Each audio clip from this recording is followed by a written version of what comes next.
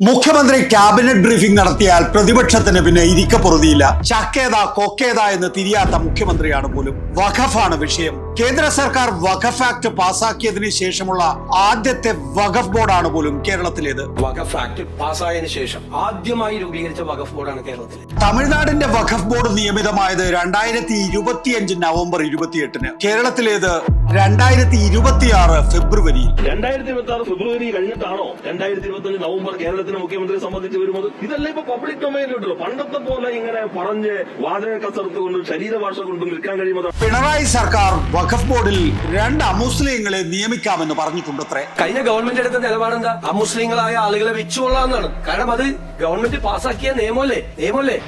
അല്ലല്ല ഞങ്ങളല്ല കേട്ടോ, നിങ്ങൾ പറഞ്ഞത് ഈ അമുസ്ലിങ്ങളായ ആളുകളെ പിന്നീട് വെച്ചുകൊള്ളാം എന്ന് ഉത്തരവിൽ തന്നെ ഉണ്ട്. പിണറായി സർക്കാർ ഇറക്കിയ ഉത്തരവ് നിങ്ങൾ വായിച്ചു നോക്ക്. അവര് അതായത് പിണറായി സർക്കാർ അങ്ങനെ എഴുതി വെച്ചിട്ടുണ്ടോ?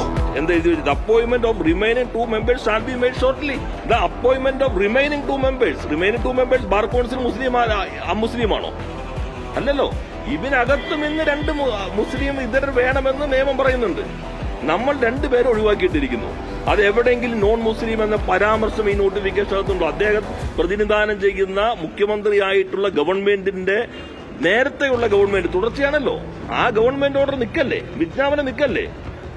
ഇത് സാധാരണ പൗരൻ പോലാകേണ്ട ഏതൊരാൾക്കും ലോകത്ത് കിട്ടാവുന്നൊരു ഡോക്യുമെന്റ് നിൽക്കുമ്പോൾ ആ ഡോക്യുമെന്റ് ഘടകവിരുദ്ധമായിട്ട് ആധികാരികമെന്ന മട്ടിൽ നുണകൾ എങ്ങനെ കേരളത്തിന് മുഖ്യമന്ത്രിക്ക് വിളമ്പാൻ കഴിയുന്നു?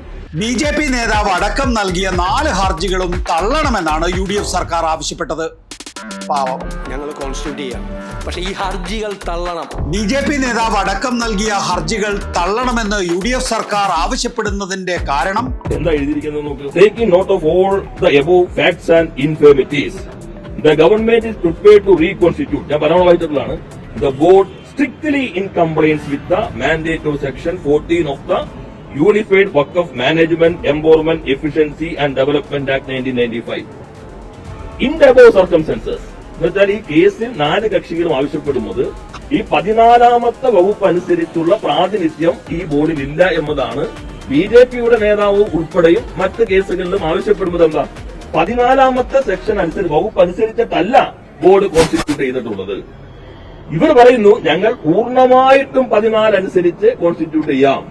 പിന്നെ കേസിന് എന്താ ആവശ്യം? ഇൻ ദ അബോവ് സർക്കംസ്റ്റൻസസ് ഞങ്ങൾ ഇത് പൂർണ്ണമായിട്ട് അംഗീകരിച്ചതുകൊണ്ട് ഈ പറഞ്ഞ കാരണങ്ങൾ devoid of any merits and പിന്നെ മെറിറ്റില്ല. നിങ്ങൾ കോടതിയിൽ പോയിട്ട് ആവശ്യപ്പെടുന്ന കാര്യം മുഴുവൻ പ്രതിഭാഗം പറയും ഞങ്ങൾ മുഴുവൻ, അല്ലെങ്കിൽ റെസ്പോണ്ടന്റ് പറയാണ് ഞങ്ങളത് പൂർണ്ണമായിട്ട് അംഗീകരിച്ചു. പിന്നെ കേസ് എവിടെ നോക്കും? കോടതി എന്ന് പറയില്ല ഇതിനെന്തിനും സമയം കളയാണ്, നിങ്ങളെല്ലാം നിങ്ങൾ എന്താ ആവശ്യം? ഞങ്ങളുടെ ആവശ്യം 2 മുസ്ലിം ഇതരർ വേണം. വേറെ ചില അനുബന്ധ ആവശ്യങ്ങളുണ്ട് വേറെ കേസുകളിൽ. ഇതെല്ലാം വരുമ്പോൾ അനുബന്ധ ആവശ്യം വരുമ്പോൾ ഈ ആവശ്യം വരുമ്പോൾ 14 അനുസരിച്ച് പൂർണ്ണമായിട്ട് നടപ്പിലാക്കണം. ഗവൺമെന്റ് പറയുന്നത് strictly in compliance with mandate of section 14. പൂർണ്ണമായിട്ടും 14 അനുസരിച്ച് ഞങ്ങൾ ചെയ്യാം.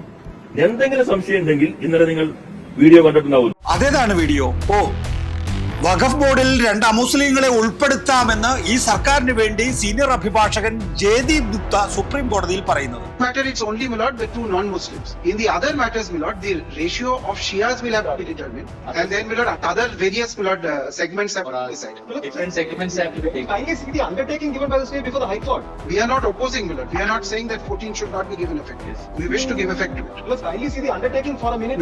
Milord, section 22 says no act gets invalidated by virtue of a vacancy. Engineering is not said. And section 40. എന്നിട്ടും പ്രതിപക്ഷ നേതാവ് വർഗീയത പടർത്തുകയാണെന്ന്. എങ്ങനെ?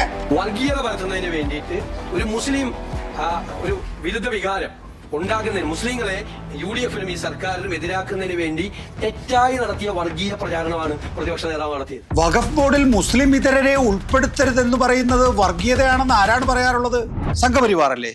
യഥാർത്ഥത്തിൽ ഏത് പാർട്ടിയിലപ്പോ കേരളത്തിന്റെ മുഖ്യമന്ത്രി നിൽക്കുന്നത്? രാഹുൽ ഗാന്ധിയും ഇവരെല്ലാം നയിക്കുന്ന കോൺഗ്രസിനകത്ത് തന്നെയാണോ അദ്ദേഹം നിൽക്കുന്നത്? അത് BJPയുടെ വാദമാണ് അദ്ദേഹം പറഞ്ഞത്. വഖഫ് നിയമത്തിനെതിരെ സുപ്രീം കോടതിയിലെ ഹർജി തള്ളിയെന്ന് കേസിൽ കക്ഷി ചേർന്ന കേരളം പറയുന്നു. Already Supreme Court dismissed that petition. There is a provision in the act passed by the parliament that there should be an appointment of 2 non-Muslims. Somebody challenged and the Supreme Court dismissed that petition. കേസിൽ കക്ഷി ചേർന്ന സർക്കാരിലെ നിയമമന്ത്രി P Rajeevan എന്താണ് പറയാനുള്ളത്? Supreme കോടതി consider ചെയ്യാൻ പോവല്ലേ, date ഇട്ടിട്ട് പോലുമില്ല. കേരളം അദ്ദേഹം മുഖ്യമന്ത്രി ആയിരിക്കുന്ന ഗവൺമെന്റ് അവർ കക്ഷിയാണ്, ഗവൺമെന്റ് കണ്ടിന്യൂറ്റി ആണല്ലോ. ആ ഗവൺമെന്റിന്റെ കേസ് കോടതിയിൽ നിൽക്കുന്ന ഘട്ടത്തിൽ തന്നെ ആ കേസ് തള്ളി എന്ന് മുഖ്യമന്ത്രി ആധികാരികമായി പറയുമ്പോ എവിടെ കേരളത്തിൽ ഇപ്പൊ എന്താ നടക്കുന്നത്? അദ്ദേഹത്തിന്റെ ഓഫീസിൽ ഒന്നും നോക്കുന്നില്ലേ? ഈ കേസ് ഇപ്പോഴും ഉണ്ട്, അതിന്റെ ഡേറ്റ് കിട്ടിയിട്ടില്ല. സുപ്രീം കോടതി അന്തിമ തീരുമാനം പറയുന്നതിന് മുമ്പേ വഖഫ് നിയമം കേരളത്തിന് മുഖ്യമന്ത്രി വി ഡി സതീശൻ ബൈൻഡിംഗ് ആക്കി കളഞ്ഞു എന്നർത്ഥം. സുപ്രീം കോടതി വിധി പറയാൻ നിൽക്കുകയല്ലേ, നിങ്ങൾ എന്തിനാണ് ധൃതിപ്പെട്ട് അതിനോടൊപ്പം നിൽക്കുന്നത്? അതുമായി ബന്ധപ്പെട്ടുള്ള കാര്യങ്ങൾക്ക് സാവകാശം എടുക്കണ്ടേ? ആ അവസാനം വരെ നമ്മൾ നോക്കണ്ടേ? മുസ്ലിമിന്റെ താല്പര്യം സംരക്ഷിക്കുന്നതിനുള്ള നടപടികൾ സ്വീകരിക്കണ്ടേ? എല്ലാം നമുക്ക് എല്ലാവർക്കും അറിയാവുന്നതാണല്ലോ എന്തുകൊണ്ടാണ് ഇങ്ങനെ വരുന്നത് എന്ന്. ആ വരവ് നല്ലതല്ല. നമ്മുടെ ഒരു മുഖ്യമന്ത്രി ഒരു വാർത്താ സമ്മേളനത്തിൽ പറയുന്ന മുഴുവൻ കാര്യങ്ങളും നുണയാണെന്ന് രേഖകൾ സഹിതം സ്ഥാപിക്കാൻ പ്രതിപക്ഷത്തിന് കഴിയുന്ന കാലം നിങ്ങൾക്ക് ഓർമ്മയുണ്ടോ? ടാറ്റയുടെ 10,000 കോടിയുടെ നുണ, അതിന്റെ വിശദീകരണങ്ങൾ ഈ ലക്കത്തിൽ ഉൾപ്പെടുത്താൻ കഴിയാത്തതിൽ ഖേദിക്കുന്നു. സ്ഥലപരിമിതി മൂലമാണ്. അല്ലെങ്കിലും ഉളുപ്പെന്ന വികാരമുള്ളവരോടല്ലേ പറഞ്ഞിട്ട് കാര്യമുള്ളൂ.